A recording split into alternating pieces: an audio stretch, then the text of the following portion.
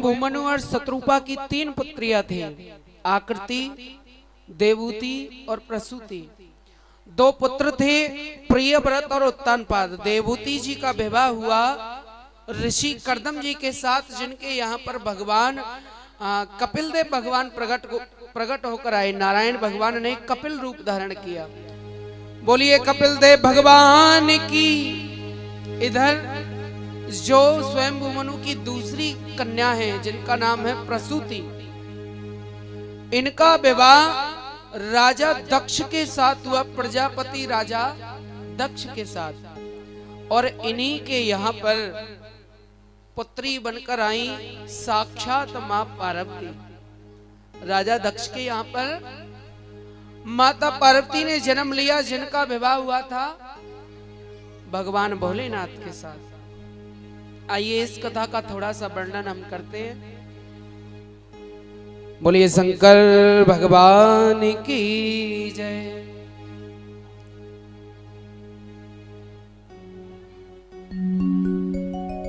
मां पार्वती का विवाह भगवान भोलेनाथ के साथ हुआ।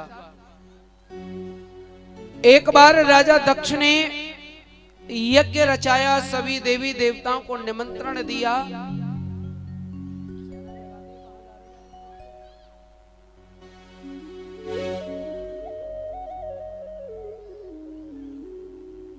सभी देवी देवताओं को निमंत्रण दिया। सभी देवी और देवता उस यज्ञ में सम्मिलित होने के लिए पहुंचे। भगवान भोलेनाथ भी गए।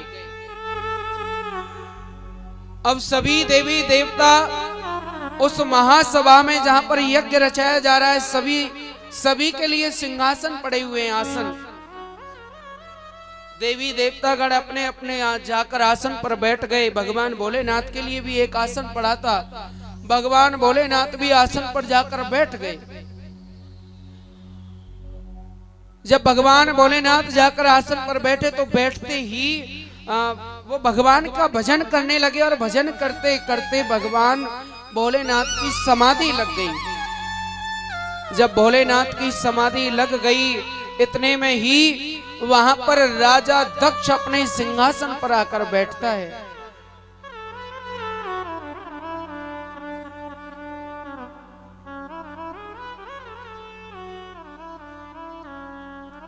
जब राजा दक्ष अपने सिंहासन पर आकर बैठा, सभी देवी देवताओं ने खड़े होकर उनको प्रणाम किया।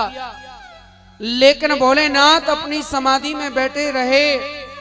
राजा दक्ष ने देखा, अरे देखो, मेरा ही दामाद, मेरे आने पर सभी देवी देवताओं ने खड़े होकर मुझे प्रणाम किया, लेकिन मेरा दामाद बड़े आराम से बैठा है, इसने मुझे प्रणाम नहीं किया। अरे मेरे अपने ने ही मेरा अपमान कर दिया।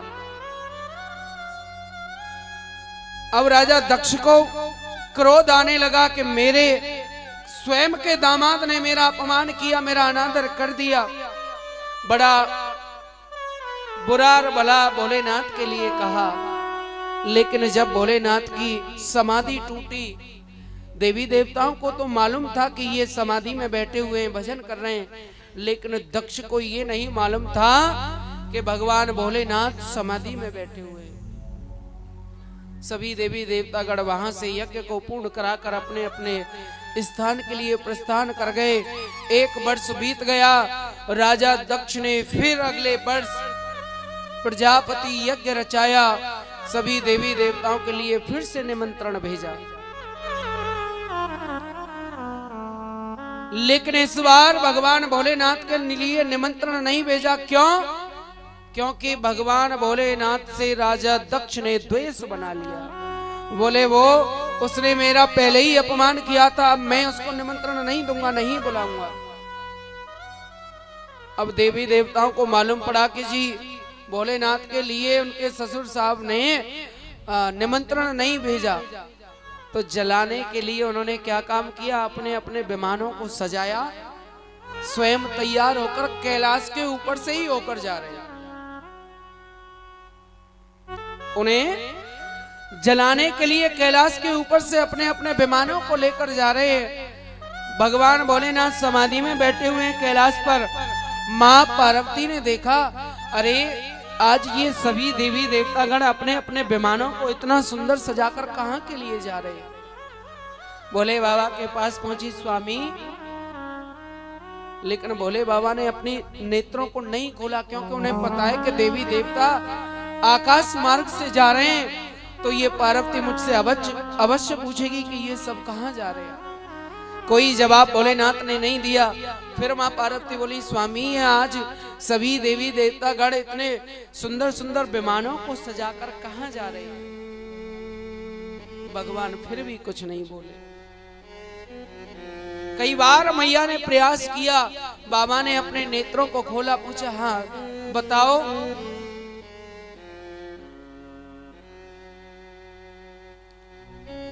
माता सती कहने लगी, स्वामी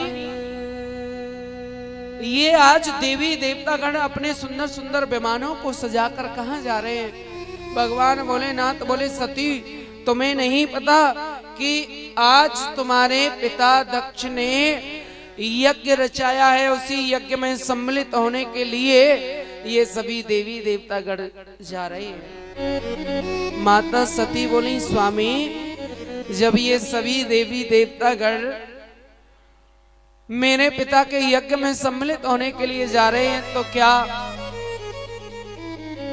हम वहां पर नहीं जाएंगे।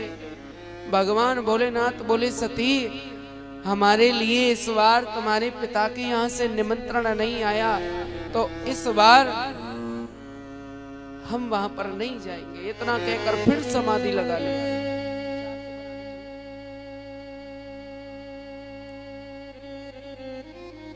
भगवान भोलेनाथ ने फिर समाधि लगा ली, तो मैया बार बार कभी पैरों को दबा रही हैं, कभी हाथों को दबा रही हैं। बाबा ओ बाबा देखो, मेरा बड़ा मन है कि मैं बहुत समय से अपनी मैया से मिलकर नहीं आई, मुझे केवल एक बार अपनी मैया से मिलकर आना है।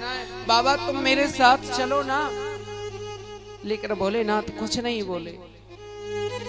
मैया की आंखों में आंसू आने लगे। भगवान भोलेनाथ ने समझाया, अरे सती देखो, यदि कहीं से निमंत्रण नहीं आए तो बिना निमंत्रण के कहीं जाना नहीं चाहिए, अनादर होता है, अपमान होता है। लेकिन मां सती बोली, बाबा एक बेटी अपने पिता के घर बिना निमंत्रण के जा सकती है, क्योंकि वो उसके पिता का घर है।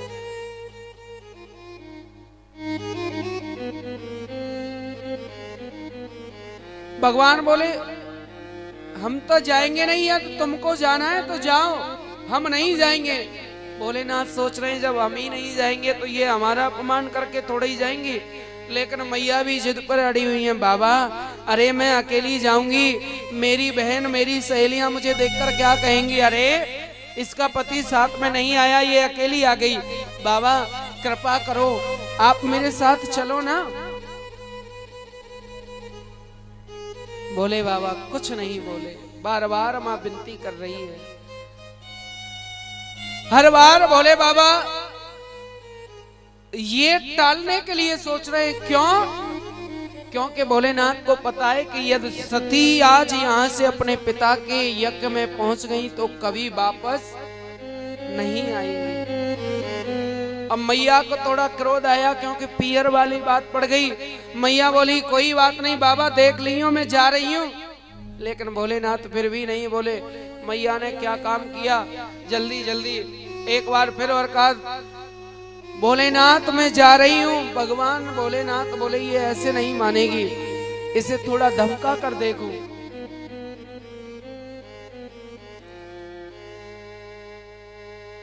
भगवान भोलेनाथ बोले, सती यदि जा रही हो तो जाते जाते एक और काम करना, जितने भी इस कैलाश पर तुम्हारे जो भी आभूषण हो, लगते कपड़े हो, अपना हर एक सामान अपने साथ लेकर जाना। मैया समझ गई कि ये शायद ये समझ रहे हैं कि मैं वापस नहीं आऊंगी, ये तो मुझे यहाँ से भगा रहे। मैया ने भी क्रोध में आकर एक बड़ी सी गठरी बना ली, अपने लत्ते कपड़ों आभूषणों को रखकर अपने सर पर रखा। फिर बोली, सुनो बाबा चलो ना। भगवान भोलेनाथ बोले, हम नहीं जाएंगे। मैया ने कदम आगे बढ़ा दिया। भगवान भोलेनाथ बोले, अरे सती एक काम करो, हम तो जाएंगे नहीं, पर इस नंदी को साथ ले जाओ। मैया बोली बाबा जब खुद नहीं जाओगे तो इस नंदी का मैं क्या करूंगी। अरे मुझे वहां पर मेरी सहेलियां देखकर ये कहेंगी इस नंदी के साथ विवाह हुआ था या भोले के साथ हुआ था। मुझे नंदी नहीं ले जाना। मां क्रोध में मैया ने अपने कदमों को बढ़ा दिया। मैया चलने लगी। भगवान भोलेनाथ ने नंदी को आदेश दिया, नंदी तुम पीछे पीछे जाओ। आगे आगे मैया जा रही हैं, रोती हुई जा रही हैं। मेरे पति आज मेरे साथ नहीं आए, मेरे पिता ने क्या हुआ निमंत्रण नहीं दिया तो। अरे मैं अपने पिता की बेटी हूं, एक बेटी बिना निमंत्रण के अपने पिता के घर जा सकती है। फिर सोच रही हैं कहीं ऐसा तो नहीं हुआ कि मैंने कुछ गलत कर दिया हो, मैंने अपने पति की बात को नहीं माना, उनकी आज्ञा को नहीं माना, कहीं वो नाराज ना हो जाएं। मन में आया एक काम करो यहीं से कैलाश वापस चलो। फिर मन में आया कोई बात नहीं, जब अब आ ही गए अब जो होगा सो देखा जाएगा, अब तो पिता के ही घर चलना है। रोते हुए चलती जा रही है। कभी वापस आने का मन करता है, फिर कदम आगे बढ़ जाते हैं और रोते रोते ही आज माता सती अपने पिता के यज्ञ में पहुंच गई। जब यज्ञ में माता सती पहुंची, जितने भी देवी देवता गण थे सब मां सती को देखकर हंसने लगे। और जब हंसने लगे मां सती ने चारों तरफ देखा, सभी देवी देवता आज जो कभी उनको प्रणाम किया करते थे देवी देवता सब हंस रहे हैं। मैया ने और नजरों को घुमाया, सभी के लिए आसन पड़े हुए हैं, लेकिन भोलेनाथ के लिए कोई आसन नहीं पड़ा हुआ। मैया बार बार सोच रही है, अरे जिस स्थान पर मेरे पति के लिए कोई आसन भी नहीं डला हुआ, मैंने आज अपने पति की बात को नहीं माना, मैं ऐसे स्थान पर नहीं रह सकती। फिर विचार आया कोई नहीं, जब आई गई हूं तो एक बार अपनी मैया से अवश्य मिलकर जाऊंगा। दूर मैया खड़ी हुई है, मैया की तरफ देखा, मां आज ये तेरी सती केवल और केवल तुझसे मिलने के लिए आई है। क्योंकि जो मां सती की अन्य बहन थी ना, वो भी मां सती को देखकर हंस रही थी। देखो पति तो साथ में आया ना, ये नंदी को भेज दिया और तो और इनके यहां तो निमंत्रण भी नहीं गया, फिर भी आ गई।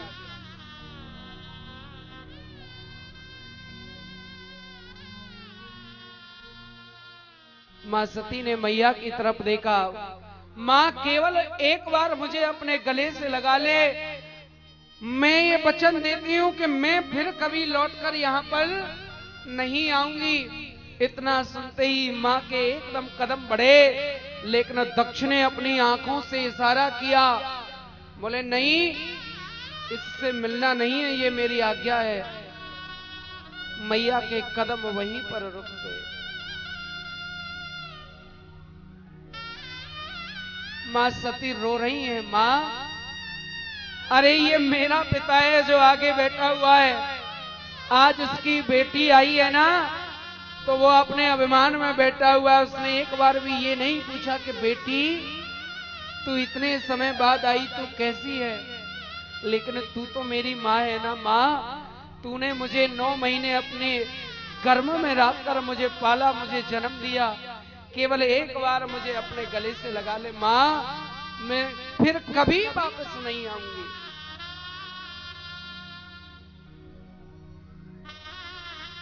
मैया का भी दिल बड़ा नाजुक है, माँ की आंखों से आंसू निकल रहे हैं। सम्मुख बेटी खड़ी हुई है जो रो रही है, बड़े समय के बाद आई है, लेकिन उधर पति की आज्ञा भी है, पति की आज्ञा का उल्लंघन नहीं कर सकती।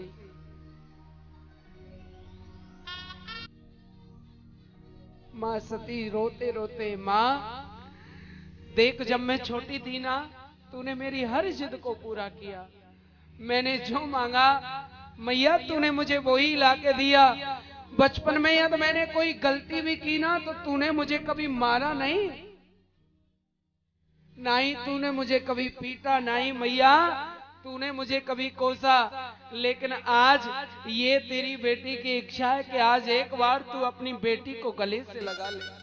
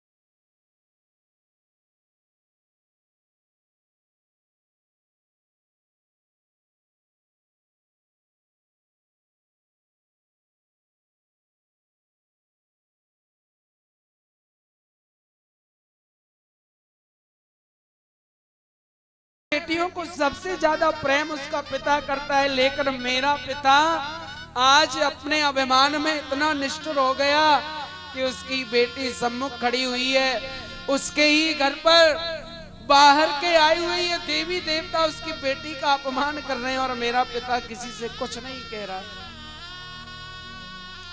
किसी बेटी का विवाह हो, भाई अपने बहन के गले लगकर रोता है, आज मेरी बहन मुझे छोड़कर चली जाएगी, मैं किसके साथ लड़ाई करूंगा, किसके साथ झगड़ूंगा। माँ छाती पकड़ के पछाड़ खाती है, आज मेरी लाड़ो मुझे छोड़कर चली जाएगी। हाँ, जिसने मुझे कभी घर की रोटियां भी नहीं बनाने दी, आज के बाद मेरी रोटियां कौन बनाएगा।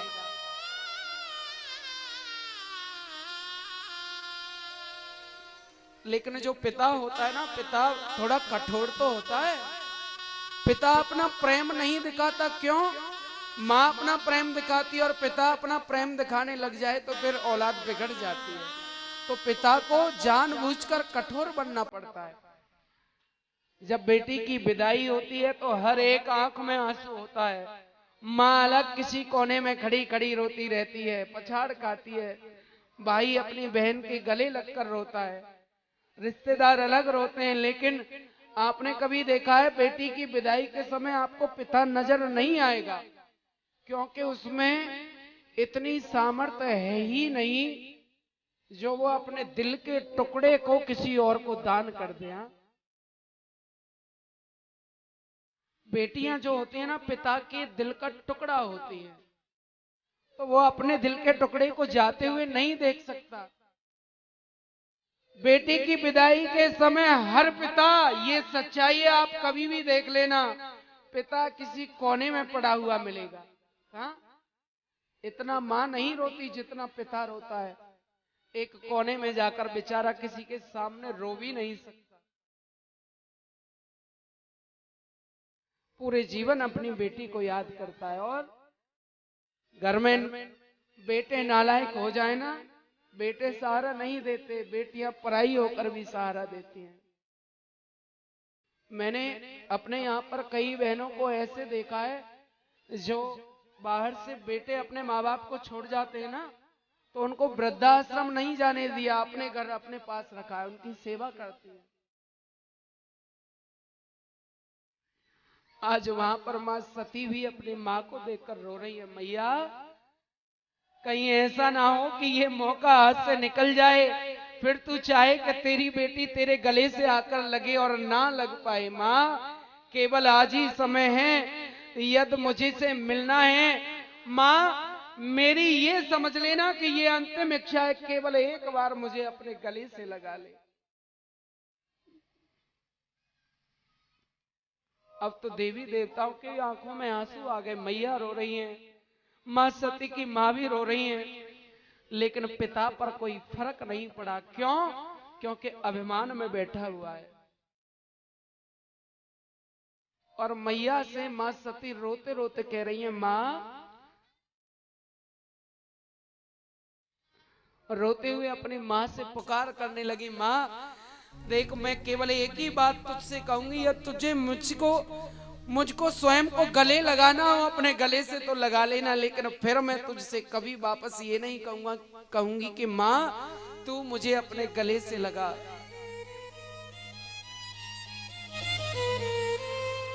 मैया मिल ले भुजा पसार, ये बेटी फिर नहीं आवेगी, ये बेटी फिर नहीं आवेगी, ये बेटी फिर नहीं आवेगी। हो मैया मिल ले भुजा पसार, ये बेटी फिर नहीं आवेगी। मैया मिल ले भुजा पसार, ये बेटी फिर नहीं आवेगी, फिर नहीं आवेगी, ये लाडो फिर नहीं आवेगी, फिर नहीं आवेगी, ये लाडो फिर नहीं आवेगी। ओ जननी मिल ले भुजा पसार, बेटी फिर नहीं आवेगी। ओ जननी मिल ले भुजा पसार, ये बेटी फिर नहीं आवेगी।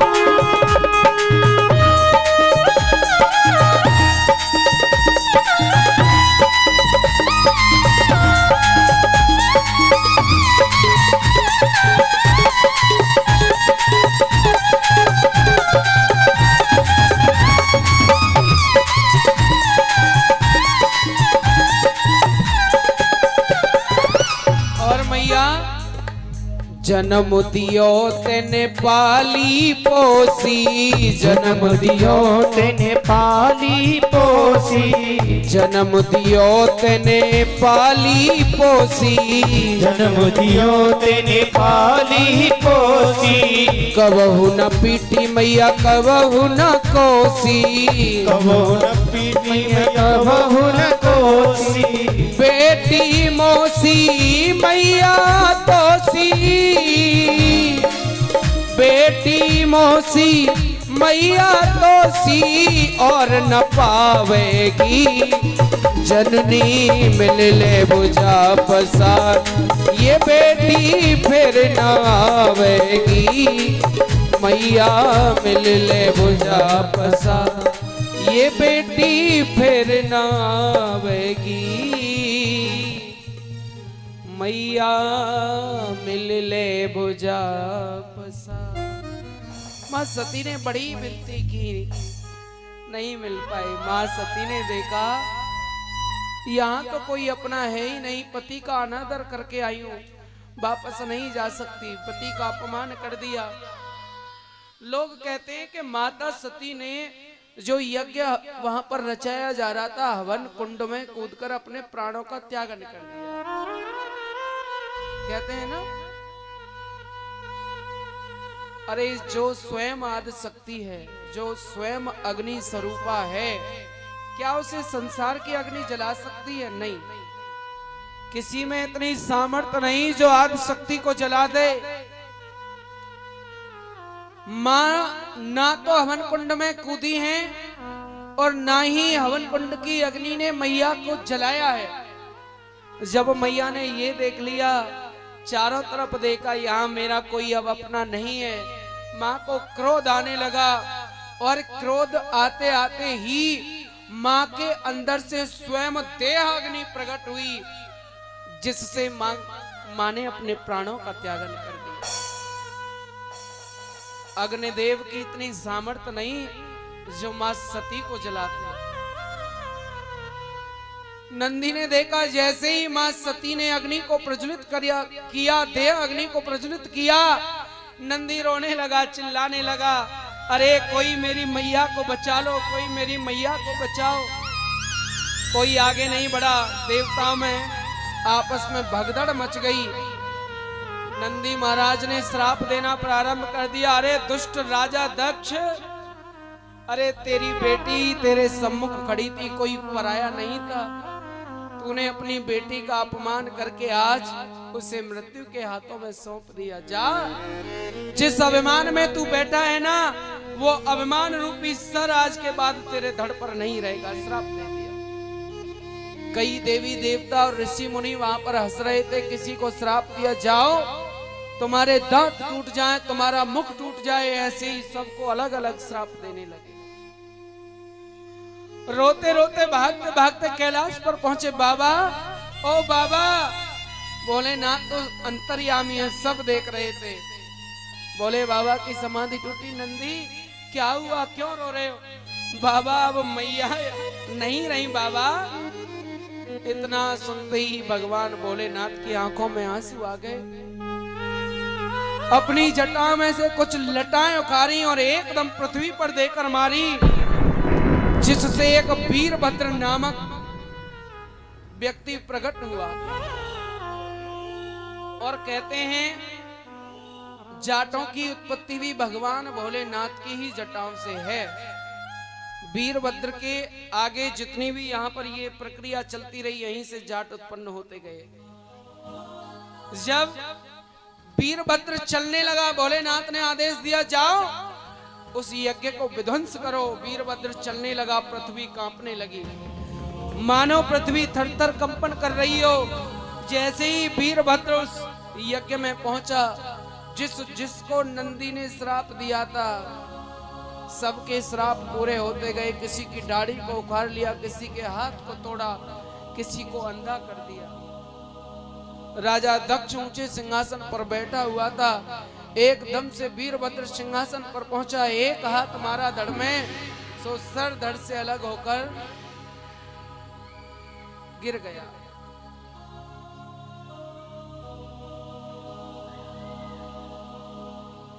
हाँ, अब तो महाराज चारों तरफ हाहाकार मचने लगी। जब प्रजापति राजा नहीं रहा, यज्ञ पूरा नहीं होगा, यज्ञ पूरा नहीं हुआ तो पृथ्वी प्रलय में जाएगी। दौड़े दौड़े भगवान भोलेनाथ के पास पहुंचे, प्रभु कृपा कीजिए, कृपा कीजिए। अब देखो भोलेनाथ कितने बोले हैं, जिन देवताओं के हंसने की वजह से जिन्होंने माता सती का स्वयं अपमान किया, आज उन्हीं देवी देवताओं की रक्षा करने के लिए भोलेनाथ स्वयं चलते हैं। इसीलिए तो भोला कहा जाता है। अरे जिन देवताओं की वजह से स्वयं उनकी अर्धांगिनी ने अपने प्राणों को त्याग दिया, आज उनकी सहायता करने के लिए भगवान भोलेनाथ उनके साथ जा रहे हैं। यज्ञ में पहुंचे, वीरभद्र को शांत किया। भगवान भोलेनाथ ने यज्ञ को पूरा कराने के लिए राजा दक्ष के धड़ पर बकरे का सर लगा दिया। अब लोग प्रश्न करते हैं, बोले जी महाराज, जब वो बकरे का सर लगा सकते हैं तो राजा दक्ष का भी सर वहां पर होगा, वो क्यों नहीं लगाया? देखिए, पहली बात तो ये कि जो बकरा होता है ना, ये अभिमान का प्रतीक है। जो मैं करता है ना, मैं ये, मैं वो, ये मैं अभिमान का प्रतीक है। भगवान बताना चाहते हैं कि अभिमान का सर ही कटता है। आज भी आपने देखा है बकरे का अभिमान का सर ही कटता है। तो भगवान भोलेनाथ ने बकरे का सर तो इसलिए लगाया। और दूसरी बात ये कि भगवान भोलेनाथ दक्ष का सर कहां से लगाते? जैसे ही वीरभद्र ने अपने हाथ को राजा दक्ष के सर से लगाया ही था, सर धड़ से अलग होकर हवन कुंड में गिरकर भस्म हो गया। अब बकरे का सर जैसे ही लगाया तो वो दक्ष मैं करना तो भूल गया। उसके मुख से पहला एक शब्द निकला, वो शब्द क्या था? बम। ये बम का शब्द वहीं से राजा दक्ष के मुख से निकला था। तभी से हम और आप मिलकर भगवान भोलेनाथ का जब गुणगान करते ना, कहते हैं ना बम बम भोले। हाँ, तो भगवान भोलेनाथ बड़े भोले हैं। ये बम का प्रयोग भी, बम शब्द सबसे पहले राजा दक्ष ने ही अपने मुख से बम कहा था।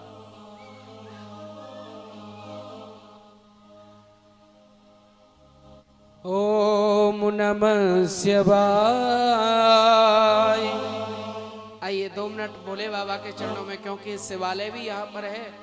हाँ, तो 2 क्षण भोलेनाथ के चरणों में अपना अपना ध्यान लगाते हुए सभी चलेंगे। बम भोले बम भोले बम भोले बम बम भोले बम भोले बम भोले बम बम भोले बम भोले बम भोले बम बम भोले बम भोले बम भोले बम। ओ बम भोले बम भोले बम भोले बम बम भोले बम भोले बम भोले बम बम भोले बम भोले बम भोले बम बम भोले बम भोले बम भोले बम। यही वो तंत्र है, शिव का मंत्र है। यही वो तंत्र है, शिव का मंत्र है। प्रेम से रटोगे तो मिटेंगे सारे गम। बम भोले बम भोले बम भोले बम बम भोले बम भोले बम भोले बम बम भोले बम भोले बम भोले बम बम भोले बम भोले बम भोले बम। दक्ष प्रजापति जब अहंकारा, त्रिशूल से शीश उतारा। माफी मांगी होश में आयो, बकरे को जब शीश लगायो। बकरे को जब शीश लगायो, बकरे को जब शीश लगायो। बकरे के मुख से जो निकली बम बम बम, बकरे ने मुख से जो बोली बम बम बम भोले बम भोले बम भोले बम भोले बम भोले बम भोले। बोले शंकर भगवान की जय। समय कम है, कथाएं ज्यादा हैं। प्रेम से कह दो राधा रानी सरकार की जय। श्री सुखदेव जी से राज ऋषि परीक्षित कहने लगे, महाराज मां सती तो आदि शक्ति थी, फिर उन्होंने अपनी पति की आज्ञा का उल्लंघन क्यों किया? जब आदि शक्ति ही अपने पति की आज्ञा का उल्लंघन करेंगी तो भाई संसार की नारियां तो करेंगी, सीधी सी बात है। तो यहाँ श्री सुखदेव जी ने राज ऋषि परीक्षित को समझाया, हे राजन, मां सती ने जाने की जिद क्यों की? त्रेता युग में जब प्रभु श्री राम और लक्ष्मण वन वन में सीता जी की खोज में इधर से उधर भाग रहे थे रोते हुए, भगवान भोलेनाथ आकाश मार्ग से जा रहे थे कैलाश के लिए। भोले बाबा ने देखा प्रभु श्री राम वन में घूम रहे हैं पत्नी के वियोग में, वहीं से प्रणाम करने लगे, क्योंकि भगवान भोलेनाथ प्रभु नारायण को अपना इष्ट मानते हैं। माता सती ने देखा सारी दुनिया इनकी पूजा करती है, ये समाधि में बैठकर ना जाने किसका भजन करते हैं और अब जन किसको प्रणाम कर रहे हैं। मैया बोली बाबा दुनिया आपको प्रणाम करती है, आप किसको प्रणाम कर रहे हैं? बोले जिसका भजन समाधि में बैठकर करता हूँ। अच्छा आपके इष्ट? बोले हाँ। कहाँ है? नीचे की तरफ देखा। मैया ने देखा ये मनी मन सोच रही है जो पत्नी के वियोग में इधर से उधर घूम रहा है वो भगवान नहीं हो सकता, क्योंकि भगवान तो सब जानता है, उसे भागने की ढूंढने की आवश्यकता क्या है। मैया बोली परीक्षा लेकर देखते हैं, मनी मन सोच रही हैं। मैया बोली बाबा आप एक काम करो, आप कैलाश पर जाओ और मैं आपके इष्ट को भगवान को प्रणाम करके आती हूँ। भोलेनाथ कैलाश चले गए। माँ सती भगवान की परीक्षा लेने के लिए उसी वन में आ गई जहां पर प्रभु श्री राम लक्ष्मण सीता जी की खोज में इधर से उधर भाग रहे थे। सीता जी का रूप धारण किया, उसी मार्ग पर बैठ गई। प्रभु श्री राम आए, वो तो भगवान है सब जानते हैं, रास्ता छोड़ दिया, दूसरा रास्ता अपना लिया। माता सती फिर दूसरे रास्ते पर जाकर बैठ गई। भगवान ने वो भी रास्ता छोड़ दिया, तीसरा रास्ता अपनाया। माँ सती उस तीसरे रास्ते पर जाकर बैठ गई। भगवान सोचने लगे ऐसे नहीं मानेंगे। भगवान ने जाकर सीता जी का रूप है मां सती का, लेकिन फिर भी प्रणाम किया, माता प्रणाम। इतना कहते ही सती जी की आंखों के आगे अंधेरा छा गया। क्यों? क्योंकि ये तो साक्षात नारायण है। दौड़ी दौड़ी कैलाश पर पहुंच गई। भगवान भोलेनाथ बोले प्रणाम कराई? बोले हाँ। पति से झूठ बोल दिया। भगवान बोले कैसे प्रणाम किया? बोले बस ऐसे ही प्रणाम करके दर्शन करके आ गई। भगवान ने श्राप दे दिया भोलेनाथ ने उसी समय, अरे सती तुमने ये अनर्थ किया है, स्वयं साक्षात नारायण की परीक्षा ली, वो भी माता सीता का रूप बनाकर। क्योंकि भगवान भोलेनाथ प्रभु श्री राम को अपना पिता मानते, नारायण को अपना इष्ट मानते, तो इष्ट की जो धर्म पत्नी है वो माता हुई। तो भगवान भोलेनाथ कह रहे हैं माता का रूप धारण किया, और जो मेरे प्रभु हैं, जो मेरे पिता हैं, उन्होंने आपसे माता कहा, तो मैं अब अर्धांगिनी का दर्जा आपको नहीं दे सकता, क्योंकि जो मेरे प्रभु की माता वो मेरी माता। उसी दिन से भगवान भोलेनाथ ने माता सती को माँ का दर्जा दे दिया। तो माँ सती को पता था, मालूम था कि मैं यदि यज्ञ में जाऊंगी तो कभी वापस लौट कर नहीं आऊंगी। माँ सती इसलिए जिद कर रही है।